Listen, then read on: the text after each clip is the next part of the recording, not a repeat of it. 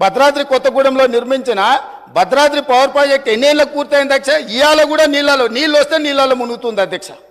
కట్టాల్సింది ఎక్కడ కట్టాలనో అక్కడ కట్టలే, తీసుకోవాల్సిన అనుమతులు తీసుకోలే, పర్యావరణ అనుమతులు తీసుకోకపోవడం వల్ల ఎన్జీటీ 16 మంది అధికారులను ప్రాసిక్యూట్ చేయమని ఆర్డర్ ఇచ్చింది అధ్యక్ష. వీరు పుణ్యమా అని పనిచేసిన అధికారులు జైలుకు పోయే పరిస్థితి వస్తే ఇవాళ రిటైర్ అయినరు, వాళ్ళు బిచ్చమెత్తుకొని తిరిగే పరిస్థితి వచ్చింది అధ్యక్ష వీళ్ళు చేసిన తప్పుడు పనికి.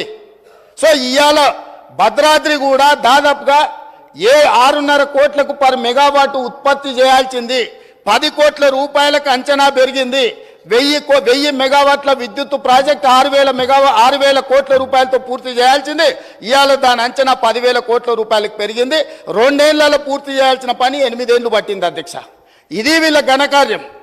యాదాద్రి సేమ్ బిహెచ్ఎల్కి ఇచ్చి బిహెచ్ఎల్ నుంచి వెనకంగా సివిల్ వర్కులు మొత్తం వాళ్ళ బినామీలకు